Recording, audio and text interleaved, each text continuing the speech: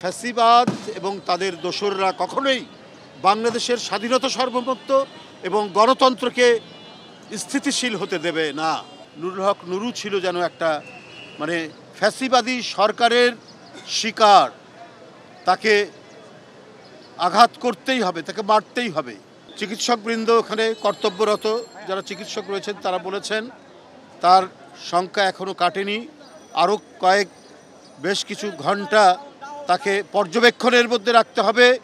এই রেখে তারপরে তারা দেখবে যে তাকে শিফট করা যায় কি না কেবিনে বা অন্য কোনো জায়গায়, সেটা তারা বিবেচনা করবেন।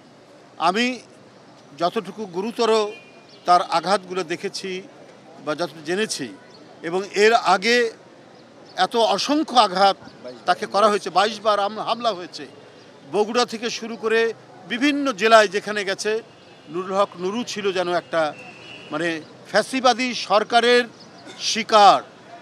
তাকে আঘাত করতেই হবে, তাকে মারতেই হবে, এবং আরও উদ্দেশ্য খারাপ ছিল, তাকে মেরে ফেলতে হবে। তো আমার এই যে ঘটনা, পরশুদিনের যে ঘটনা, সে তার একটি প্রতিবাদ জানাচ্ছিল।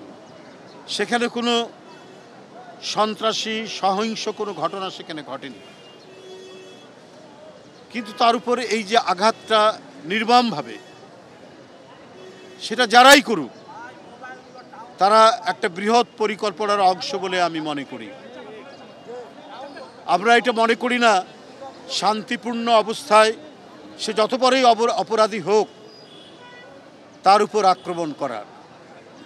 নুরুল হক নুরু এই ধরনের কোনো আক্রমণ বা এই ধরনের কোনো সহিংসতা করেনি। আর আমাদের কার্যালয়ের সামনে হামলা করেছে, স্যার কার্যালয়ের ভিতর ঢুকে। হ্যাঁ, তারপরে আর প্রতিবাদ করার গণতন্ত্রে তো তার স্বীকৃতি আছে, গণতন্ত্র সেটা তো অনুমোদন করে প্রতিবাদ করা। আর তাদের অফিসের কার্যালয়ে ঢুকে এইভাবে আক্রমণ করে রক্তাক্ত করা, এটা আমি মনে করি উদ্দেশ্য প্রণোদিত গভীর চক্রান্তের অংশ। এবং 5ই আগস্টের পরাজিত শক্তিরাই আজকে নানাভাবে নানা কায়দায় তারা তাদের বিষ দাঁত বসানোর চেষ্টা করছে। এর সাথে কাদের সাহেবরা, কি কাদের জন্য না না জিএম কাদের সাহেবরা, তারা জড়িত আছে কিনা আমি জানি না, বলতে পারবো না, কিন্তু তাদের পরবর্তীতে বিবৃতি এবং তাদের সেখানকার উপস্থিতি, তাদের কর্মকাণ্ড দেখে আমার শুধু এটাই মনে হয়েছে যে তারা আজকে বাংলাদেশে রাজনীতির কথা বলছে। এটাই তো সবচেয়ে অবাক করা কাণ্ড। যে লোক শেখ হাসিনার আমলে নির্বাচনের আগে ভারতে গিয়ে যখন সাংবাদিক আপনারাই, সে যখন বাংলাদেশে ফিরে আসে, আপনারা যখন জিজ্ঞেস করেছেন তখন বলেছে যে কিছু বলা যাবে, তাদের অনুমতি ছাড়া কিছু বলা যাবে না, নিশ্চয়ই আপনাদের মনে আছে। তো সেই লোক বাংলাদেশের রাজনীতি করে কি করে, রাজনীতির কথা বলে কি করে? এরা তো দেশে বিশ্বাস করে না, এবং এরা নির্বাচন করবে কি করবে না, কি কথা তাদের হয়েছে সেটা তাদের অনুমতি ছাড়াও বলতে রাজি নয়। এরা আবার গভীর পানির ভিতর থেকে মাথা তুলে